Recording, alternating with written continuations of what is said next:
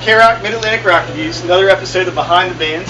We are here with the great folks at the Montclaire Wine Cellar, and also here with a great band all the way from New Zealand, Like a Storm. And I got Kent and Chris here. Kent and Chris, thanks for joining us on Behind the Bands. Thanks for having us, man.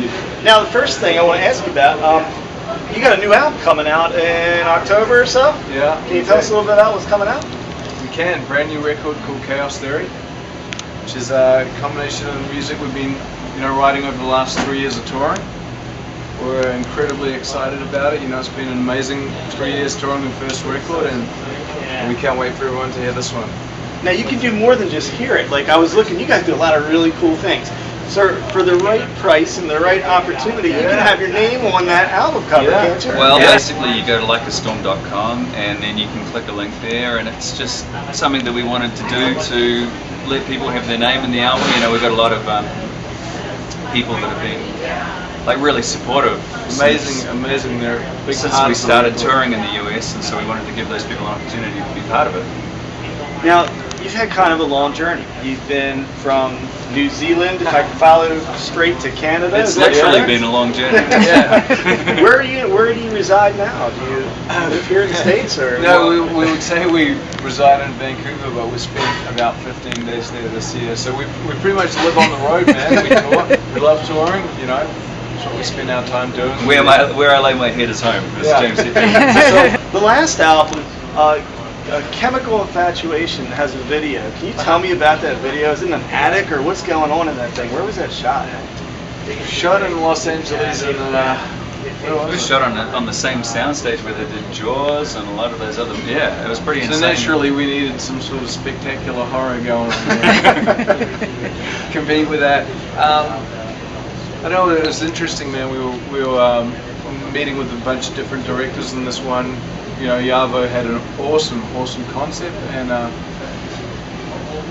and he'd taken the Chemical Infatuation idea just in that sort of somewhat sick and twisted way, and he told us about it, and we thought it sounded like a great time. So we flew down there and we shot the video, and it was right in the middle of LA summer, I think, which for anyone who has ever been into LA, is pretty much like the desert. It's so hot.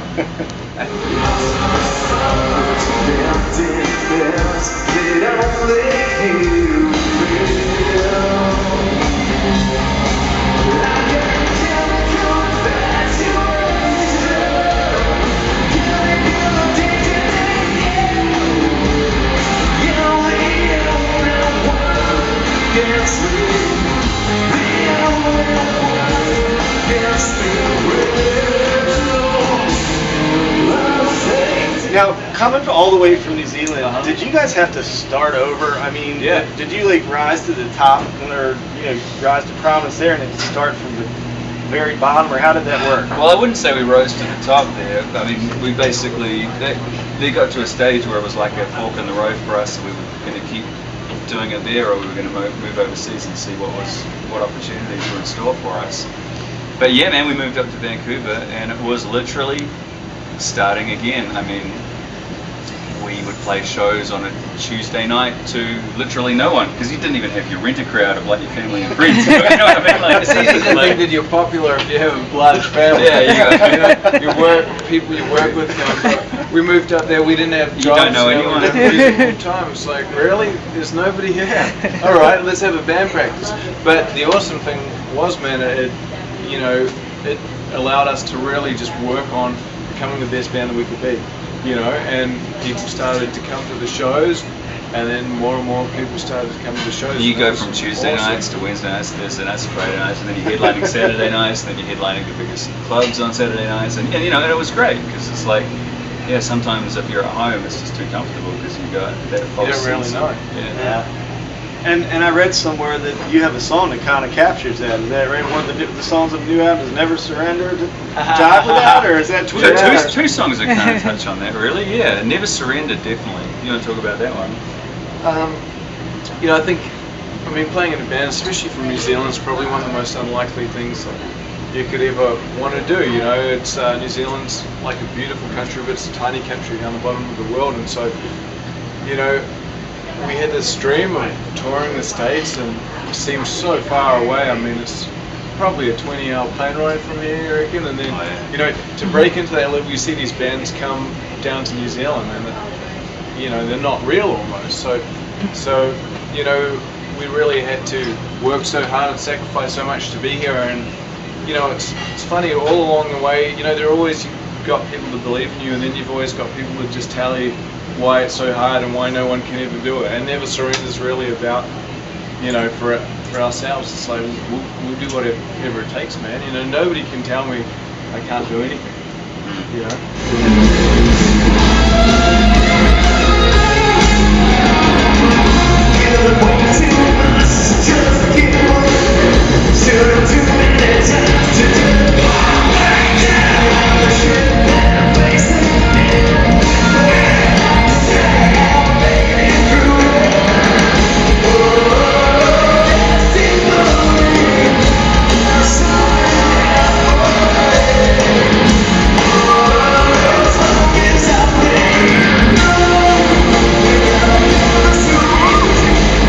Never Surrender is going to be on the new record coming out in October. Yeah, absolutely. Now, if you find you really love this band, what I think I have like read is that when I say the if, now we love you set, then I think for the right motivated fan, you could have these guys in your living room. Is that actually true? No, that's 100% true, man. You know, when we're having, I mean, as I said, we love to tour, right? And we're based in Vancouver, Canada, and we're from New Zealand. We don't really spend enough time in any city as we would like to, you know. And so we were coming through, and people would always, like fans would always say, "Man, can you guys play tonight on your night off?" And that kind of grew into, you know, I guess we'd play acoustic on the radio, and people would say they loved that, which kind of blew us away. But then eventually, you know, we were kind of like, well, we could do a show, but it's going to be acoustic. It turned out that, you know, we really loved doing it, and people really loved hearing it, and it gives us a great chance to meet all of our fans and you know, really get to become friends with them, because the big shows are awesome, you know, we love playing them, but when you're signing something and you might have 2 seconds with somebody, shake their hand, take a photo with them, you know, you don't really get to have the relationship with them that I think, you know, we would like as musicians and as fans, you know, what we would like to have with bands. And so we started doing that, and it's been incredible, man. I mean, I think we've done a combination of rock shows and acoustic shows. We've done 100 shows this year already. Yeah. Awesome. We took January off to shoot a DVD in New Zealand, so I mean, since February we've done 100 shows. So get on their fan page website, and you can actually find out how you can bring like a storm to your living room. Now, I've seen bagpipes on stage, I've seen banjos on stage, I have never seen a didgeridoo on stage until I saw this band. Has that always been part of the act? For a long time, it had. For most of the time, Yeah, it has. It was kind of an instrument like I wanted to learn. You know, it's actually an Australian instrument, but the sound's so hypnotic and so unique. When I first heard it, I wanted to learn it. And then, you know, we're looking at ways to incorporate it in our set. I mean, when we started playing in Vancouver and no one knew us, we would basically throw everything at people. You know, we would just. We'd probably do magic on stage if we wanted to go off people into us. But so we started playing the didgeridoo, and we noticed that every time we did, the bar completely, you know, nobody talked. Everybody was just transfixed on the stage. Give it up to Chris Brooks and the didgeridoo!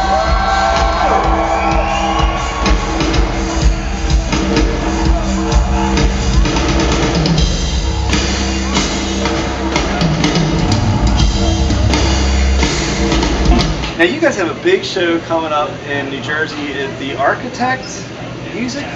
We do. It's going to be our first headline show. And I think New Jersey. I think we've played in New Jersey. Yeah, I think we've played here about 7 or 8 times on tour with Creed and Alter Bridge and Shinedown and a ton of different bands.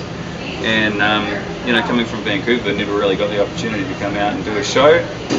But it fell into place, and it's just been confirmed, and we're really excited about it, because, you know, we'll get to play for a lot longer, obviously, and kind of delve into you know, the second half of the first record and a lot of the stuff from the new record. And, yeah, it's gonna be awesome. And I know it's all ages too, which is cool. And that's coming up. I got to check the date again. That November is 24th. November 24th. And I know you also have another big show coming up. You're jumping out with Evans Blue. Is that right? We are. Yeah, we're playing with them in Des Moines. For those that don't know you guys are brothers, right? Yeah, the three of us are brothers. Three of you yeah. are brothers. Who's the oldest? Who's the youngest? I'm the oldest. Chris is middle, and Matt's youngest. The youngest disappeared. Now, was there ever like a fight over who was going to do what in the band? Like, did it just naturally? Did you guys play together as your little kids, or did this start later? Well, our mum made us all play piano, which we hated as little kids, you know. And then Chris started playing guitar. I started playing drums. Matt started playing drums, and we all played in different bands. And I guess people often think that we started as like a family band, like our parents, you know, duct tape like drumsticks and guitars to our hands and made us practice. We wish, you know. You know, we wish. Yeah, and that would have been a lot better than playing piano. Yeah. So unfortunately, we couldn't. But we I don't know. We kind of. We had different bands. Chris was the lead singer in a band. Matt was the lead singer in a band, and I was in a different band. And I joined the band that Chris had. Then we asked Matt to join, and then we were like, "Yeah, man, let's go for it." And we sacrificed everything and moved out. Now, I saw a video, and I was really disappointed to see that you were at Rock on the Range the year before we started going to it. Oh, It's dude, wonderful. yeah. So that's twice we missed them. Twice we missed these guys. We were late. We might be there next Yeah, year. yeah. Exactly. Well, we missed you at the Shinedown show That's true. in Atlantic City. We're actually there. Oh no. Saw us tonight. Yes. Now at Rock on the Range, were there any bands that you got to see that you had always wanted to see? Oh, Did you get to tons. catch anybody? We got to watch Deftones from side of stage, which was really cool. That was a band I grew up listening to. 3 Days of Grace, awesome. Yeah, and they then, were awesome. You know, Godsmack. Oh god, I mean it's hard to pick them all. Now at that Yeah. point in your career, was that your biggest show at that time, or had you done a larger It was our festival? first festival. I mean, I think. It was our first festival. You know, our first US tour was the 09 Creed reunion tour. So like our first ever show in the States was I think about 13,000 people. In Pennsylvania, and we did that whole tour, and all the crew were saying to us, "It's going to be so hard for you guys when you go back to normal touring, because this is your first tour and you're taking it for granted." And we tried not to take it for granted, but still, I think it ended in Texas in an arena. Then our next day was us and 7 bands in what was a rundown strip club that was now having live music. All these RVs converging from all these different parts. You know what I mean? We were like a shantytown back Band number 2 on. It was still daylight when we were playing, and yet we had to buy our own beer. We had to buy our own beer. You know, so we've been so lucky, man, to do a lot of really like big shows. We Shows have. far bigger than we ever thought we'd be able to play. I mean, you know, we were feeling so grateful to be able to play a tour like in the US to about 500 people a night. So to get the call that we were doing that first Creed tour, you know, Rock on the Range or something, where all of a sudden you're looking out there at thousands of people. Yeah, and insane. even more awesome than that, man, to be able to spot out people wearing your band shirt is absolutely incredible. Yeah. And I mean, we have definitely the most amazing, the most supportive fans, and they're very much our friends, and you know, we're very grateful for it. Well, I can tell you, the Marr Rock Army has tons of supporters of Like a Storm. The minute we mentioned we were coming to see you guys, the people that love and watch our website blew up our thing saying, "Go watch them, you're going to love them, you're going to love them." Awesome. And I'll tell you, the reason these guys have earned this reputation with their fans is we saw it tonight. They spend time with their fans. They play at their houses, for crying out loud. You can get on their album covers. I mean, how many bands can you do that with? So we want to thank you guys for being on Behind the Bands and spending time with us. And wish you the very best in your big show. And again, that was it in Butler, New Jersey. Architect in New Jersey, November 24th. As they headline in New Jersey, November 24th. And what's the website for people that want to check more out about Like a Storm? www.likeastorm.com. So this is Like a Storm. I'm K-Rock from Mid-Atlantic Rock Reviews and Behind the Bands.